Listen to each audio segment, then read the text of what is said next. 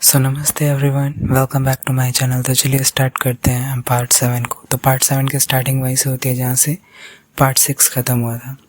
जाओ सुआन क्विन से बोलता है, क्या तुम अभी वियान फैमिली के साथ अपनी डील को क्रैक नहीं कर पाए? और फिर यूएफएंग की तरफ देखते हुए बोलता है, ओह तो क्या ये वर्क रिलेटेड नहीं है? तो ये पक्का तुम्हारे पर्सनल लाइफ के बारे में होगा। क्या वो तुम्हारे लिटिल कैरी के बारे में है? क्या वो तुम्हारे ऑर्डर्स को ऑबे नहीं कर रहा है? तुमने उसे कुछ ज़्यादा ही स्पॉइल कर दिया है। तभी क्वीन बोलता है, वो स्मार्ट है।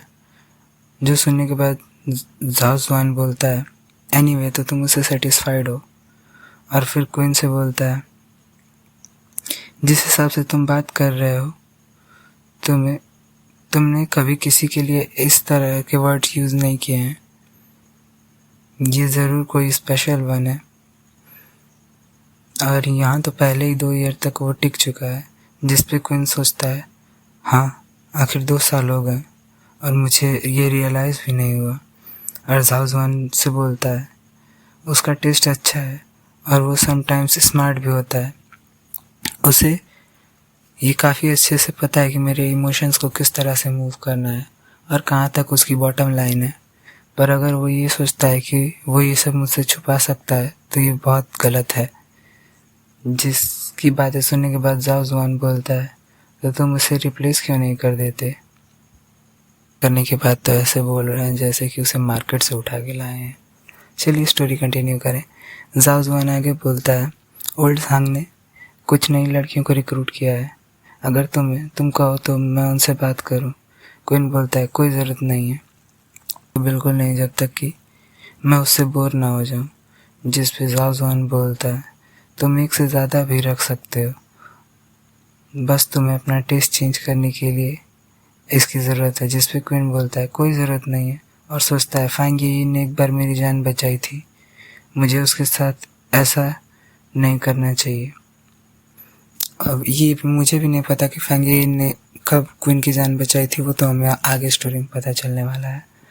जाओ जुआन क्वीन को टीज करते हुए बोलता है, ये तुम्हारी पर्सनालिटी तो नहीं है। तुम्हारी पर्सनालिटी धीरे धीरे चेंज हो रही है तुम्हारी लिटिल कैरी की वजह से। जिस पे क्वीन बोलता है, व्हाट डू यू मीन? जाओ जुआन बोलता है, आई मीन। और वो इतना बोल ही रहा होता है तभी वहाँ का डोर ओपन होता है और एक लड़की अंदर एंटर करती है और वो बोलती है, मुझे लगा तुम लोग के पास कोई अर्जेंट इशू है डिस्कस करने को। का इंट्रो दिया जाता है जिसका कि नाम जाओ युआन होता है, जो कि क्वीन की और जाओ जुआन की एक फ्रेंड है। वो आगे बोलती है, पर यहाँ तो माहौल देखने के बाद ऐसा लगता है कि तुम लोग वुमेन्स और वाइन्स के साथ एंजॉय कर रहे हो। जाओ जुआन बोलता है, हे युआन, तुम फाइनली आ गई, हम तुम्हारा ही वेट कर रहे थे। वैसे युआन, तुमने अभी तक अपने अब्रॉड में मैरिज के रिलेटेड कुछ भी मेंशन नहीं किया है। मेरा मतलब है कि हम बैचलर्स के सर्कल में हमने शादी करने लायक एक और अच्छी लड़की खो दी। जिस पे युआन बोलती है, जोकिंग करना बंद करो और सीधे पॉइंट की बात करो, क्योंकि मुझे अब्रॉड की फ़्लाइट पकड़नी है और मुझे उसे मिस नहीं करना है। इसीलिए यहाँ जो भी करना है तुम लोग ज़्यादा जल्दी करो, क्योंकि मैं ज़्यादा देर तक यहाँ नहीं रुक सकती। जिस पे क्वीन बोलता है, कोई बात नहीं, अगर तुम्हारे पास कोई इम्पोर्टेंट काम है तो तुम यहाँ से जा सकती हो। जिस पे युआन बोलती है, फाइन, प्रिटेंड करना बंद करो, हम फ्रेंड्स हैं, तो जस्ट बता दो मुझे कि तुम्हारे पास क्या प्रॉब्लम है। क्वीन कुछ सोचते हुए बोलता है, जब से मेरा लिटिल कैनरी घर वापस आया है उसने फिर से वॉमिटिंग करना स्टार्ट कर दिया है। क्वीन की ये बात सुनने के बाद युआन एक ईविल से स्माइल देती है और वाइन का ग्लास उठा के वाइन पीते हुए बोलती है, अगेन से तुम्हारा क्या मतलब है? आखिर वो ठीक ही कब हुआ था? क्या वो कभी क्योर भी हुआ था? तो जोक करना बंद कर दो, वो अभी तक कभी पूरी तरह से ठीक नहीं हुआ था। जिस पे क्वीन बोलता है, वो बहुत पहले क्योर हो चुका था। तभी युआन बोलती है, मिस्टर क्वीन, क्या तुम मेरी एक्सपर्टीज़ पे क्वेश्चनिंग कर रहे हो? पहली बात, उसके जो सिंड्रोम्स हैं वो काफ़ी अनस्टेबल हैं और तुमने उसे क्योर करने की जगह सप्रेस करके रखा है। उसके हार्ड स्ट्रेस का कारण बन चुका है।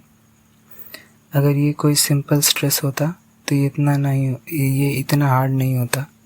पर ये सिकनेस ना ही फिज़िकल है और ना ही साइकोलॉजिकल, और जब तक हमें उसके सिकनेस को फाइंड ना कर लें तब तक ये कोई सरप्राइज़ की बात नहीं होगी कि इसकी सिकनेस बार बार वापस आती जा रही है। अनफॉर्चुनेटली इवन मेरी फील्ड भी साइकोलॉजी ही है, पर फिर भी मैंने तुम्हारे स्वीट हार्ट जैसा केस पहले कभी भी नहीं देखा। मैं तुम्हें बस एक ही बात रिमाइंड कराना चाहूँगी, don't push your little canary, वरना ये सिकनेस और भी बढ़ सकती है। गाइस, मैं आप सबको एक इंटरेस्टिंग बात बताऊं, ये वोकल्स मैं रात के 3 बजे रिकॉर्ड कर रहा हूँ, क्योंकि मेरी फैमिली में आज तक किसी को पता ही नहीं है कि मैं यूट्यूब पे वीडियोस भी बनाता हूँ। क्योंकि मेरी फैमिली में कोई बीएल वगैरह दिखता ही नहीं है, तो मेरी वीडियो उनकी क्या कहते हैं रिकमेंडेशन में जाती ही नहीं है, और मैं अभी तक बचा हुआ हूँ। तो हम आगे देखते हैं, जहाँ पे युआन क्विन से बोलती है, मेरे लिए तुम्हारे जैसे किसी बैड कैरेक्टर के पर्सन पे भी बिलीव करना बहुत मुश्किल है कि उसकी इतनी ख़राब कंडीशन की वजह तुम नहीं हो। और फिर वो वहाँ से उठते हुए बोलती है, ऑलमोस्ट मेरी फ़्लाइट का टाइम हो गया है, मैं वापस आने के बाद तुम्हें किसी से मिलाऊंगी जो तुम्हारी मदद कर सकता है। उसका नाम शेन ये चैन है और वो ऐसे केसेस में प्रोफेशनल है। तुम उसे एक बार मौका दे के देखो, हो सकता है तुम्हें कुछ नया पता चल जाए। नेक्स्ट सीन में हमें ये इनको उसके कॉलेज में दिखाया जाता है, जहाँ एक लड़की उससे वीचैट आईडी को पूछती है, जिस पे हमारा ये आंसर देता है कि सॉरी बट मैं एक रिलेशनशिप में हूँ। और वो वहाँ से आगे बढ़ जाता है और सोचता है 1 वीक से ज़्यादा हो गया, मैंने अभी तक क्वीन यूएफएंग को नहीं देखा, ये बहुत वियर्ड है, ये उसकी पर्सनालिटी ही नहीं है। और मुझे नहीं लगता कि इस टाइम पे ऐसा कुछ इम्पोर्टेंट हुआ है जो उससे मेरे पास आने से रोक रहा है। कुछ तो गलत हो रहा है, मुझे इसके लिए प्रिपेयर्ड हो रहना चाहिए। और तभी ये कैट पे एक छोटा सा कट लगा हुआ होता है और वो अपनी उंगली को अपने मुंह में रख लेता है। और तभी ये इनके सामने से एक पर्सन आके खड़ा हो जाता है, जो सोचता है क्या यही फैंगेइन है, ये तो पिक्चर से भी ज़्यादा प्रिटियर है और उसकी ब्यूटी डिस्क्राइब करना तो बहुत हार्ड है। देखने में ऐसा लगता है कि उसे अपनी खूबसूरती का अंदाज़ा भी नहीं है। ऐसा कोई इंसान किसी के पिंजरे में कैद होना ही डिज़र्व करता है। ये थोड़ा दुखद है, इसकी वजह से मेरी क्यूरियोसिटी और बढ़ चुकी है। और वो ये इनको आवाज़ देते हुए बोलता है, हेलो, क्या आप मुझ पे एक फेवर कर सकते हैं? और इसका भी इंट्रो दिया जाता है।